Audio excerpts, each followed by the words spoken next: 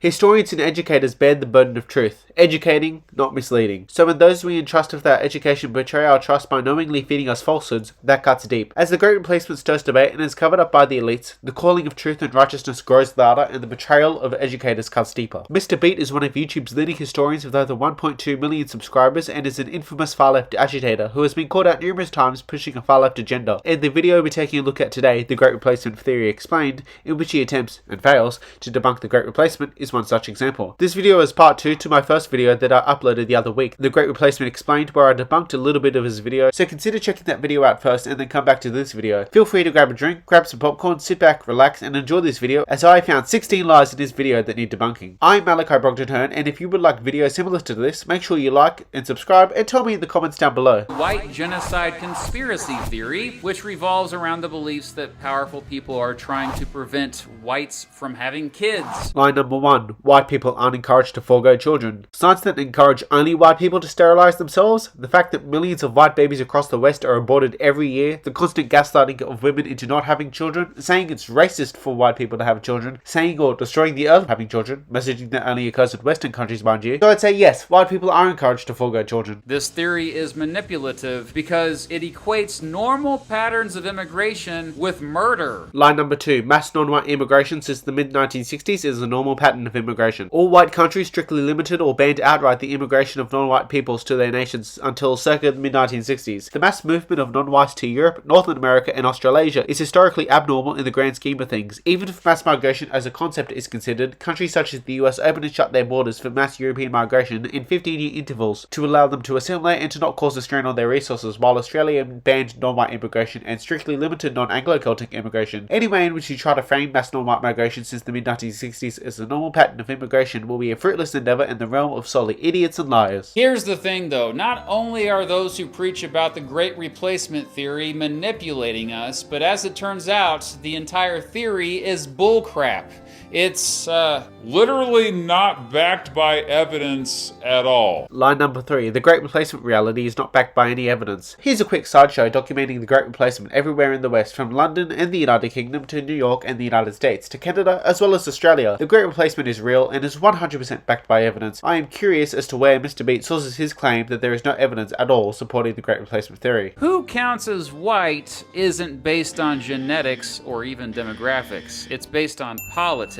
In the United States, for example, Irish Americans, Italian Americans, and Polish Americans weren't considered white until the early 1900s. Greek Americans weren't white until just a few decades ago. Line number 4. White is not synonymous with European. Actually, it is. There is no evidence to suggest that the Irish or the Italians were considered non-white or even treated like that. Granted, they were treated poorly and lesser than, say, the English were, but this was due to the fact that both Southern Ireland and Italy were both deeply Catholic, living in deeply Protestant countries. And Southern Europeans may have been treated worse than Northern Europeans, admittedly, but they were not treated as the Africans, Aborigines, or Native Americans were. So when we say white or we say European, you know exactly what we're talking about. Don't act the fool. Even though race isn't a biological reality, it has still been a way for people in power to divide us up over the years. Lie number 5. Race is not real. If race isn't real, then how do you explain Liberia? A country created by Americo-Liberians, educated by American values, a country built with the scaffolding of the United States and on the same foundation of the United States, being virtually indistinguishable from the rest of sub-Saharan Africa, whereas Australia and New Zealand, located at the antipodes of Europe, that's why they're called Antipodean countries by the way, are two of the most successful countries in the world. May it have something to do with the people who created those countries? James Watson, a Nobel Prize laureate credited with the discovery of DNA, one of the most important human biological discoveries of all time, once said that there were group differences in intelligence among different races. He didn't intend for this to be a hateful jibe at black people. He said it in passing, but his life was destroyed. If race truly was not real, then why was he torn down? Why wasn't he invited to a panel to debate group differences in intelligence, almost as if they have something to hide? The best case study is the island of Hispaniola, a small island in the West Indies divided in half. Haiti on the western side populated by black people and the Dominican Republic on the eastern side populated by white people. Haiti is a failed state that for a time was run by a cannibal warlord named Barbecue because he cooked and ate his victims. While the Dominican Republic is a prosperous middle-income country, its capital, Santo Domingo, has a world-class metro system and has a burgeoning skyline. Upon independence, white whites helped build up the Dominican Republic, while Haitians genocided its white population. One more example, apartheid South Africa and Rhodesia. Both countries led by a small minority of white Africans were by far and away the most prosperous countries in Africa. Rhodesia, for example, under the leadership of whites, had a black middle class larger than the entirety of its white population, feeding all of its neighbours many times over thanks to its small, but dedicated and knowledgeable, white farming communities. But thanks to liberalism that dictates that everyone must have equal rights, no matter the consequences, Rhodesia and apartheid South Africa were deposed, and now both countries are led by the black majority and rely heavily on foreign aid and remittances to continue functioning. If you need any more proof, look at this IQ map and take note of the blue countries and consider their majority demographic. Not only that, immigration is simply currently not high enough, nor will it likely ever be, to make it so that skin color, values, or culture will completely change in one country. Line number 6. White people will never be replaced. Many left-wing news outlets that would otherwise deny the Great Replacement, confirm the fact that many white countries, including the United States, the United Kingdom, Canada, and Australia, will all soon be majority-minority countries, and white people are already replaced in the younger demographics across the West. As these immigrants already share American values, that's why they're coming here. And the different cultures they bring are almost always beneficial to American society. Line number 7. Immigrants share host country values, and line number 8. Their cultures are beneficial to our countries. I decided to combine these two lines into a single refutation. Half of all British Muslims believe homosexuality should be illegal, and a quarter support Sharia law. Many Muslims across the West also support suicide bombings. Honor killings are also a regular occurrence across Islamic communities in the West, many of whom support that. Many Muslims in the West also practice female genital mutilation, an unthinkable policy for Westerners. And there are more British and Australian Muslims in terrorist groups than in the British and Australian armies. How beneficial are their cultures? The culture that allows the severe mistreatment of girls and women, which led to the mass-scale Pakistani rape gangs to flourish in the United Kingdom. Is that beneficial? What about the culture that views the aforementioned honor killings as acceptable? What about the culture that practices fellatio on newborn circumcised babies? What about the country where 600 million of its citizens piss and shit in the streets? What about Zionist Muslims calling for the genocide of each other? Is that good? Is our country better off with endless race war and absolutely no moral standards? Also, most immigrants, and especially their children, assimilate peacefully into the existing culture. Line number 9. Immigrants assimilate peacefully. I indirectly addressed this point in the previous point, but to elaborate specifically on the point of assimilation, many migrants refuse to speak English and cannot speak English. They refuse to obey our customs, worship our God, respect our country, and many times go out of their way to disrespect us. They chant death to our countries. They wave the flag of their countries, are more proud of their countries, but yet do not want to be deported to their home countries. These people do not want to assimilate, and many times their conduct is not peaceful. Camus particularly was afraid of Muslim immigration, arguing they often had a much higher birth rate than whites. Even though around 40% of Muslims identify as,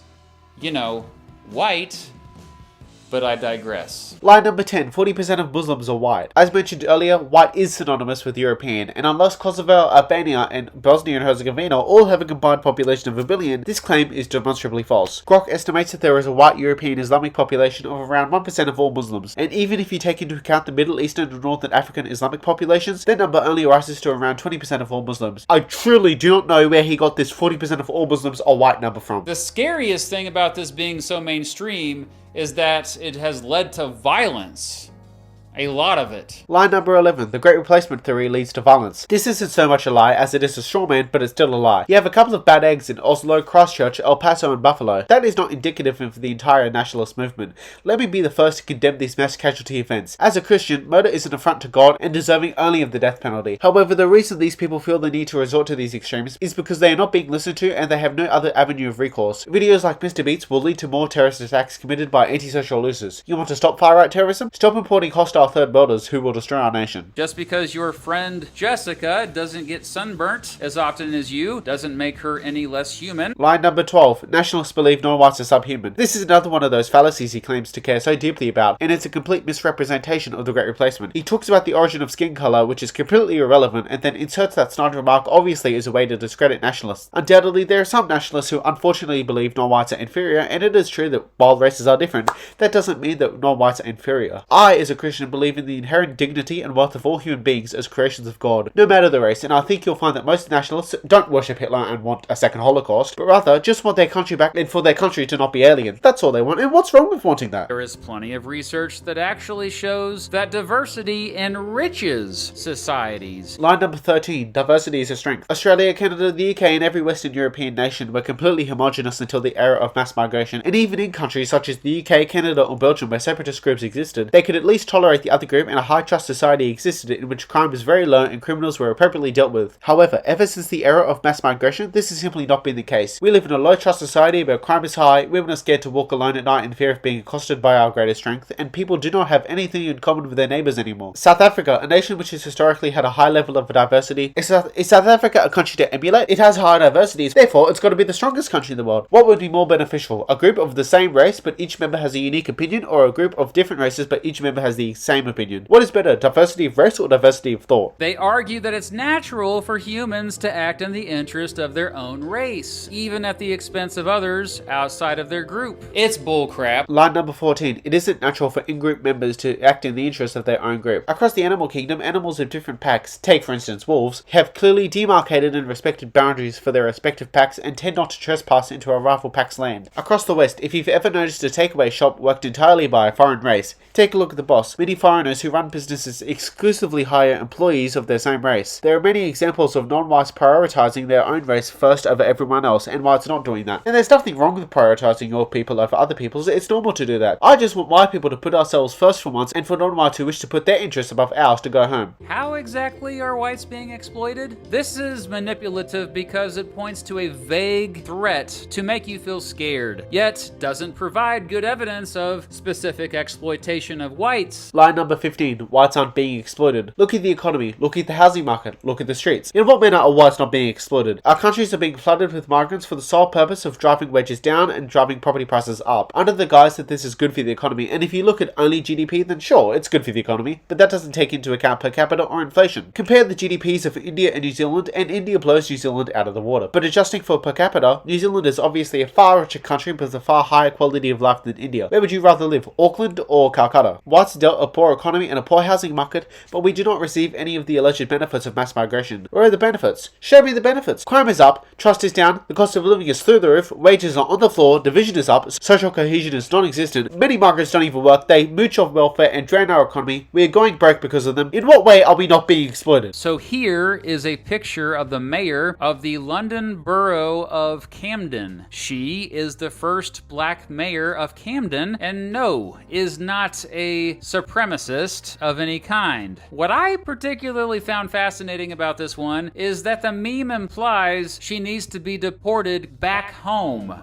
Well, I guess deport her to Camden, then, since she's lived there her whole life? Line number 16. A black Britain's home is the United Kingdom. If second and third generation immigrants can truly call their nation of birth their home, then why do they fly their foreign flag? Why do they speak their native tongue? Why do they eat their native food and wear their native paraphernalia? Why do they practice their native religions and spit on our religion? Never mind the fact that all white countries were created solely for white people. And when we talk about deporting non-whites home, you know exactly what we mean. Don't act the fool. Don't play dumb. If people like her can truly be British, then what is stopping Engelbert Humperdinck, George Orwell, Cliff Richard and Rudyard Kipling, all of whom were born in India, from claiming Indian status? Honestly, what is stopping them? It is the exact same logic. This is a catch-22 because they will either have to admit that yes, Orwell, Kipling and Humperdinck are just as Indian as curry, Sachin Tendulkar and Hinduism, or that the idea that a non-white Britain can be as British as Churchill, Thatcher and cricket is ridiculous, or it will force them into a position of hypocrisy that will expose the fact that this is all about replacing white people from their homelands. Look, I can spend an hour going through the video and trying to find every single lie, and there are undoubtedly more than 16 lies in this video here, and I've most definitely missed out on some of the lies, and there are countless logical fallacies in this video in which I can point out. MrBeast, if you're watching this, debate me. Host me on your channel and debate me. Here's your chance to humiliate some idiot teenager on The Great Replacement. He has unfortunately blocked me on Twitter, but I encourage all of my followers to spam him on Twitter. A sample tweet you can copy and paste will be on the screen right now in the top pinned comment. Hashtag MrBeast, accept the challenge. I am a leading Australian nationalist voice.